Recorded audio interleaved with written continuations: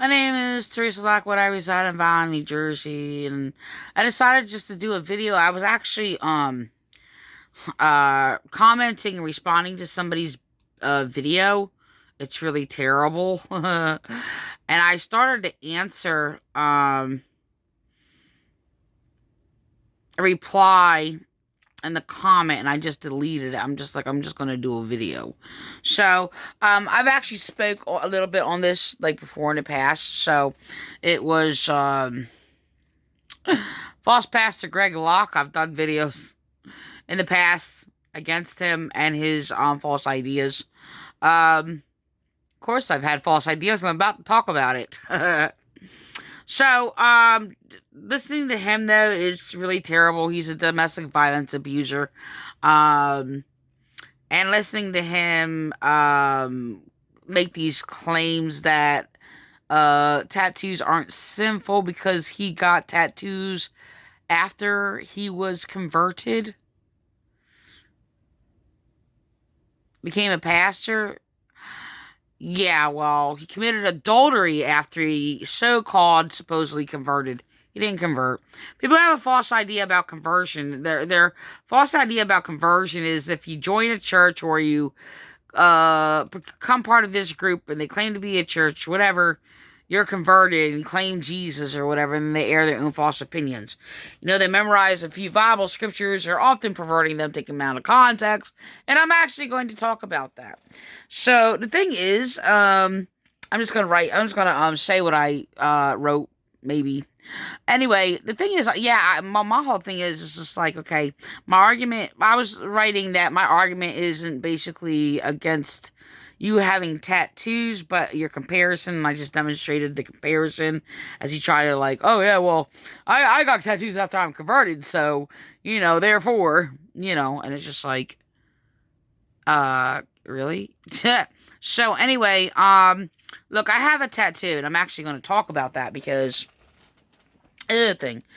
When I was about probably around eight, 8, 9 years old or something like that. I think eight, maybe. I had an aunt of the family that I was adopted to. I actually considered them actually my real aunt and uncle, but they were my only other real family.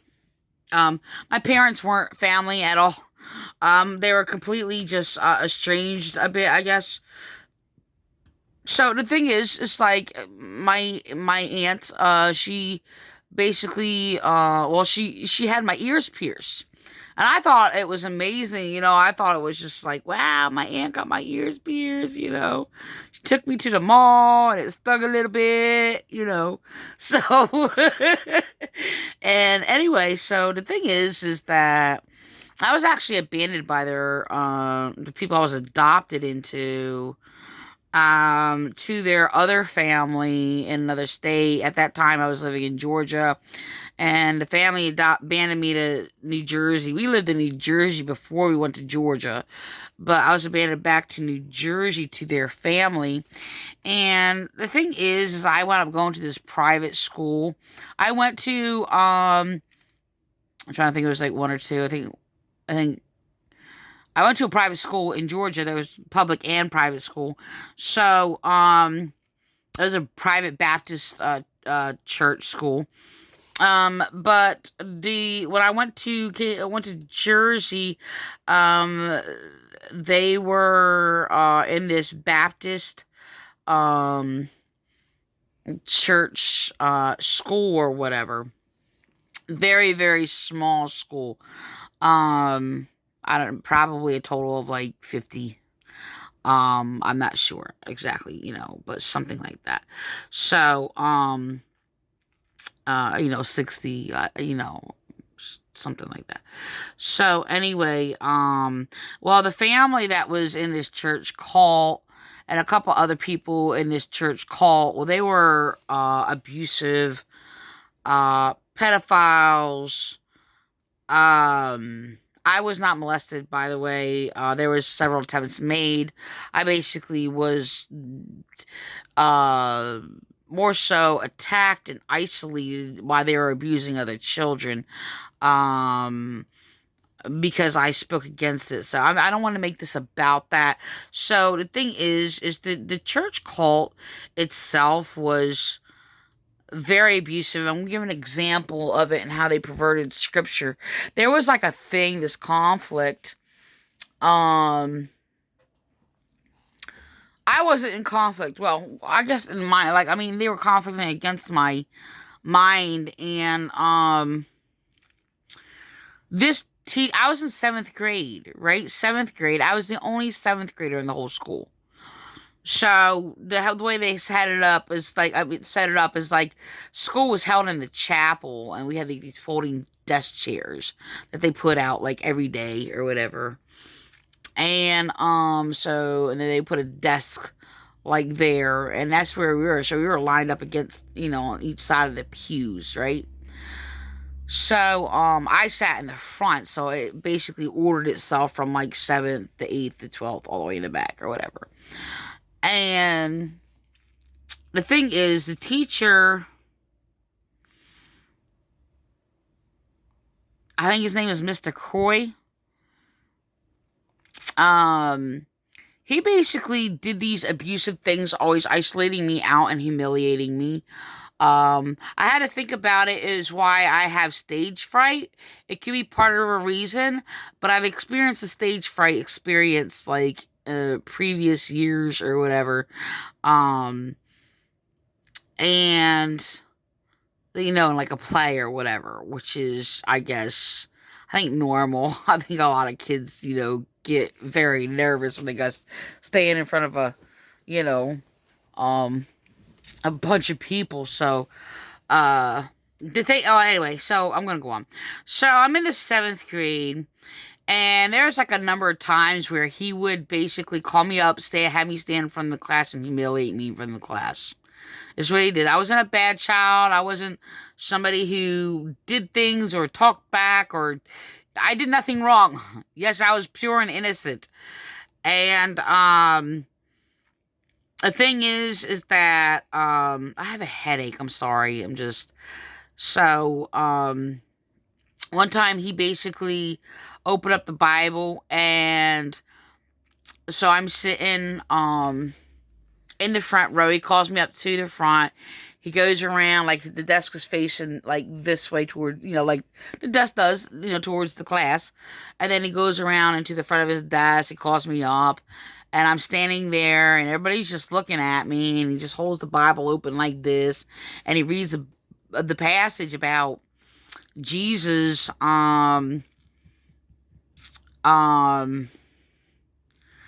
say if your right hand offends you, cut it off. I don't know if I misquoted that or not, but it's basically metaphorical, and it's not about the hand, okay? Not a literal hand or whatever. But I didn't actually think about it that way. This is the thing, he was attacking me, being kind of like a passive aggressive towards me, in regards to me seeing things metaphorical, even though I did not know the word metaphorical at the time. But they didn't use like terms like, if the Bible is literal, metaphorical, or whatever. They even he actually even tested me with this book, and he took me to his house, and it was called like The Princes or something like that. And the names in the book were like Faith, Hope, yada, yada, yada, so forth and so forth.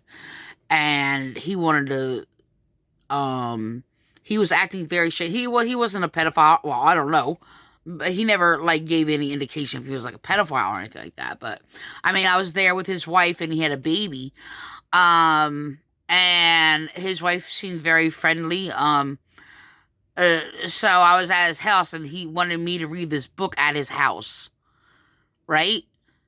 And I went there like a few times, and he would talk to me strangely. He'd be very, very kind, not even like in school, and then have these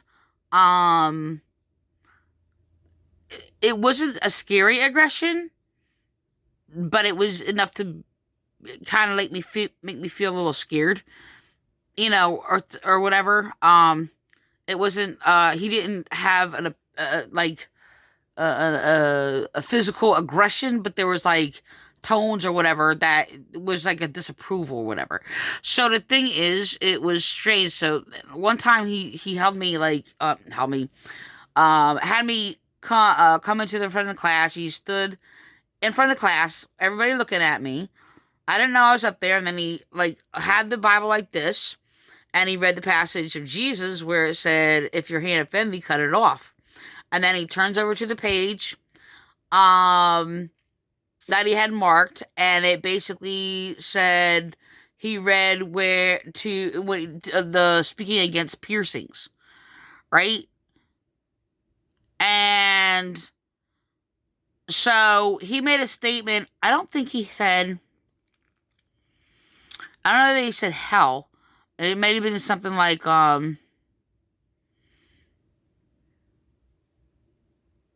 brimstone of fire, something like that. I don't think it was hell though, but like threatening me with hell. Now the thing is, at that time, like, I mean, I thought he was like, this is the thing. So I'm just gonna jump ahead because I don't feel well. My head hurts. So the thing is that yeah, he is cruel. He did things like that. He basically made me come to the front of the class and like kneel on the floor in front of everybody, to see if my skirt would fold on the floor. Now my skirt was always like to my knee, appropriate, dress appropriately, and things like that. I mean, we had to. That was like the rule where. We had to wear skirts past our knee. Apparently, he said didn't fold it, like folded a little, like it had a fold over or something. And I don't know anything about that, but he made me get on my knees or whatever, and then he basically just did that in front of the class, and then told me that I had to be taken to the pastor's house to change my skirt, which they gave me like this ugly woolen itchy skirt that was terrible, and it was like the ugliest one in the closet, and they had this huge closet. It was probably as long as the room, and it had like lots of clothes. I've never seen clothes like that in my entire life. And they sit there and call me over and, well, come here, let's get you a skirt or what have you. And they had all these pretty clothes. I was sitting there, and because they had 3 daughters, right? And they gave me like the ugliest skirt out of the whole entire closet. I wasn't a person who argued anything or, whatever. I was just like, oh, that's pretty. Oh, no, you're going to get this one. That's all there was to it. I was like, I felt awkward though, because I wore like more fuller skirts, and this one was more like one of those business tight like skirts or whatever. It was really strange. Um, so anyway, so I'm gonna go on. So the thing is, look, when I was around 19, like, I mean, I went through a trauma. I had a cult actually kidnap my children. I went through trauma, and I was traumatized, and I just did not want to live anymore. I just didn't want to live. So, I didn't know what I was doing. I was very confused, and I was very lost. And, the thing is, it didn't happen until then, until like I was around like 19. I mean, I was in a lot of pain. I was going through traumas, um, throughout my life, through teenage years or whatever. And the thing is, it's just like, I mean, I wound up lost. I actually wound up being like banded here on violence, um, by somebody who, it was really confusing. Um, okay, anyway, the thing is, it's just that I thought God hated me. Like, I thought I was going to go to hell. And it was all over my ears. And for somehow during that time, I don't remember thinking like that probably like a year or two before. But I was at this just very low, like very painful state. And I just thought God didn't love me. So, it was stupid. Now, I've had experience with God, very spiritual. The thing is, I never conformed them. I never connected my spiritual experiences and um, my relation with God um,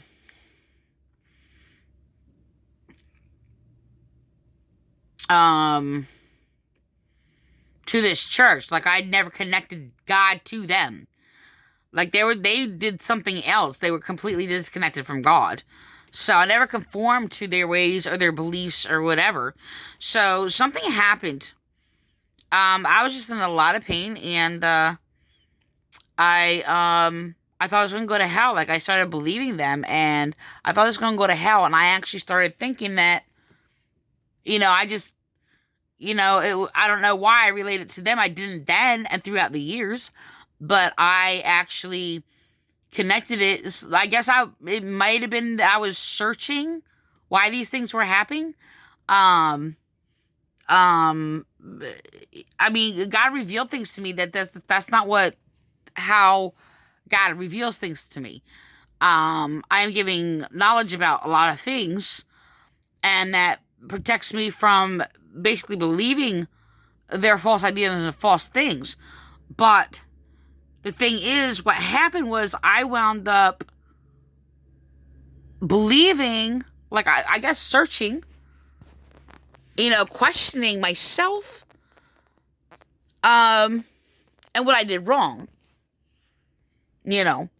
So I basically started listening to the things that they said. Like, it started affecting me, not throughout my life.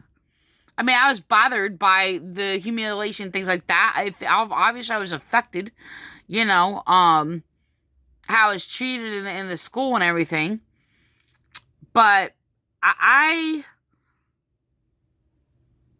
I started, like, I actually was like, I mean, I was struggling whether to cut off my earlobes or not. This is basically just what happened. And I couldn't do it. And I just couldn't imagine myself do it. Imagine my ears being cut off, yeah.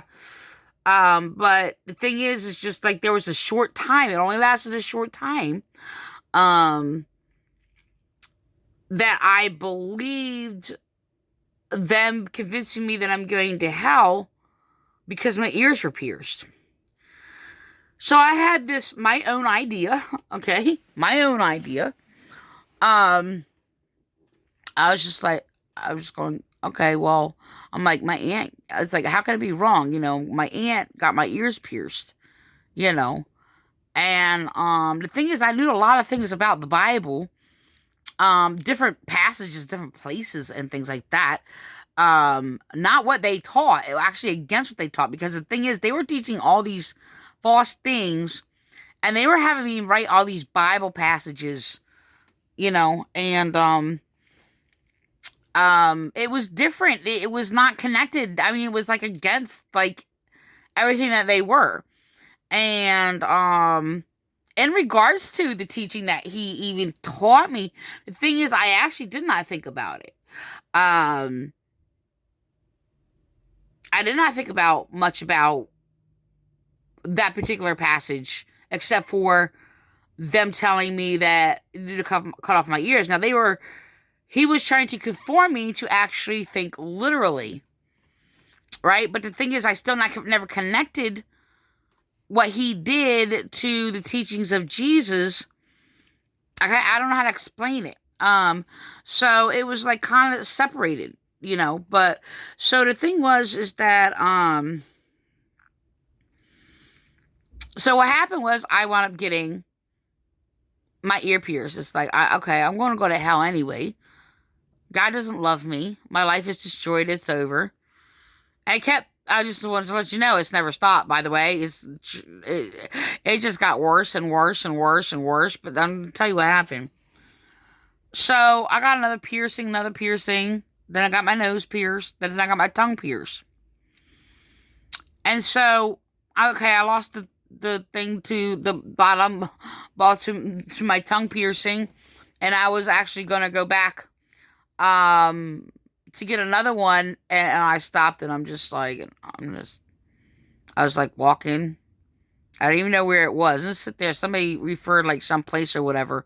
But I'm thinking it was on the other side of the street. But I was very confused when it came to finding what street and what end of the street or where I was in the area or what have you. So I had no idea. So I was very confused. I didn't grow up in like a town like this or whatever. So the thing is that no, because I have another image. I have another place in my head. Okay, I'm not sure. But anyway, so I'm sitting there walking, and I'm still questioning, like, God doesn't want me to do this, right?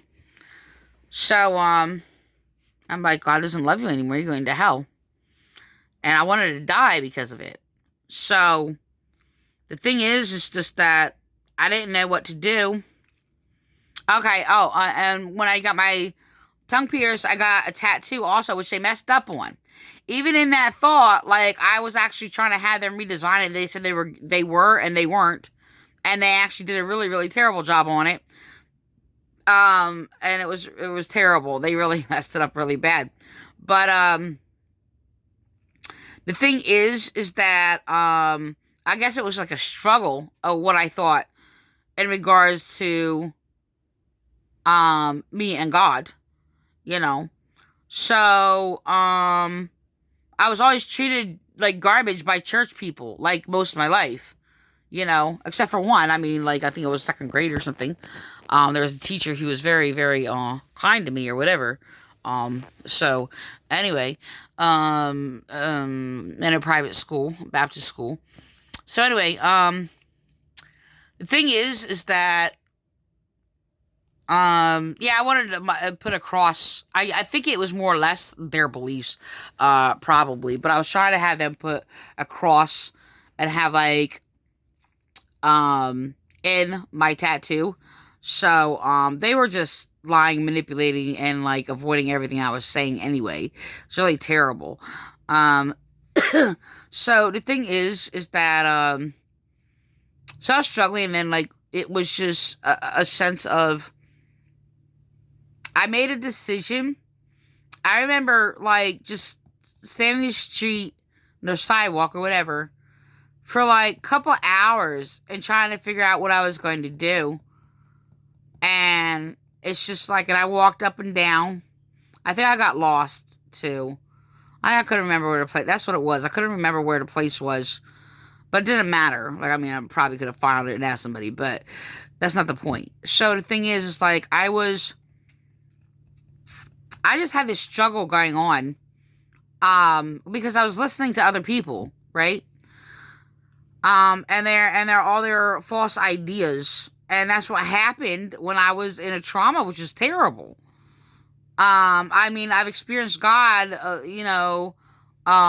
differently than many other people. Nobody that I basically know, and sit there in these churches that haven't experienced God. But the thing is, I listen to them.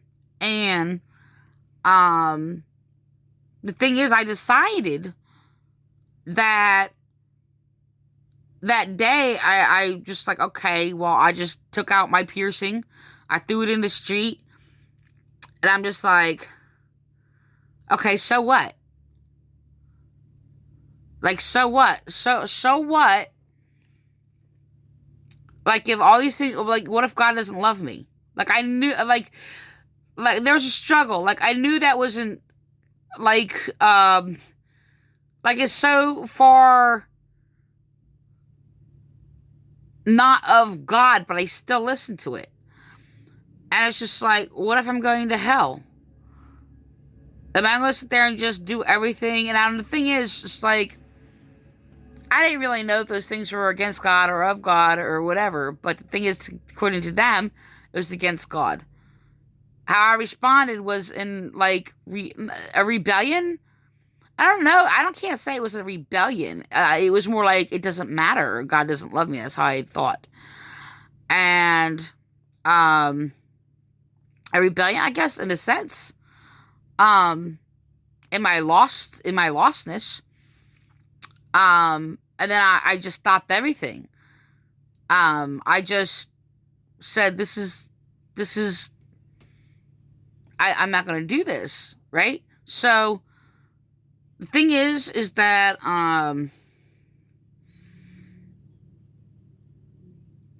I decided no matter what, if God didn't love me, or if I was going to go to hell, I'm going to do what is right, what God wants for me, right? So that doesn't make any sense. But what happened was, I started going to the library, and I started breaking down the Bible. I wanted to break, this is my thing. And yeah, I'm still going to sit there and say, this is basically my own decision. I'm not going to sit there and say, well, God told me to, break down the Bible and basically and do these things. But my decision, okay? And truth, God, is I started breaking down the Bible, going through it, at around 19 years old. And I wanted to basically specialize in basically against cults and Bible abuse. Now, the thing is, in a sense, to come to the conclusion that that's what's in the Bible, right? Against all kinds of abuse and the things that basically that are against God, even claim to be of God, that is against God. So, but the thing is, that's what I wanted to do.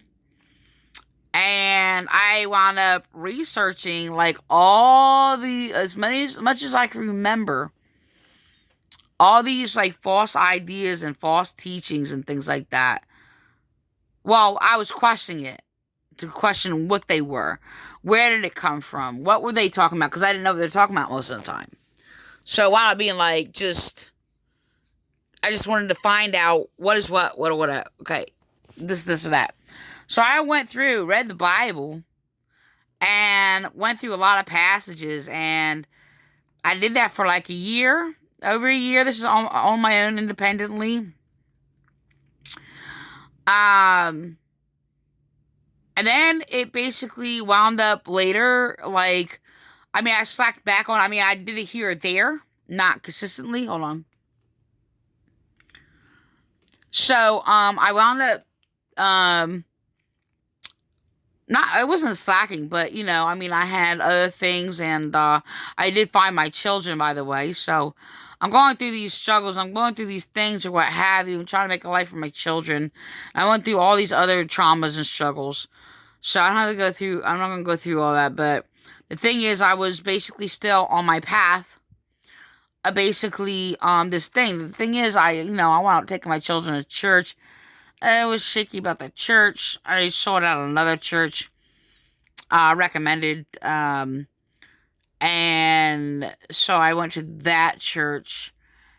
And the thing is started like this new thing. It was a new way that I've experienced, but it was different. It was Bible abuse again, but completely different things. And I just want to let you know, it's like, before, I've never had like a study class or a class where we discussed the Bible and did all these things or whatever,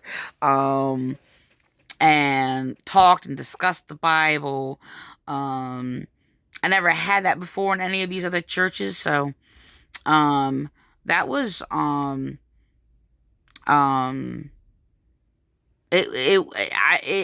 it kind of rekindled like my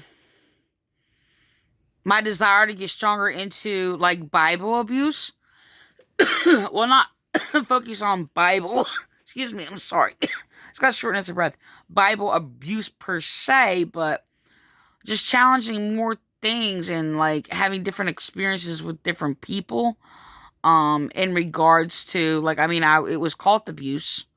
I didn't have the words for it. I didn't have those terms of cult abuse at that time, or Bible abuse at that time. So that's not how I thought of it. That actually came years later after I was just like abused over and over and over and over. So, but I wanted to, this is 29 minutes. I have a headache.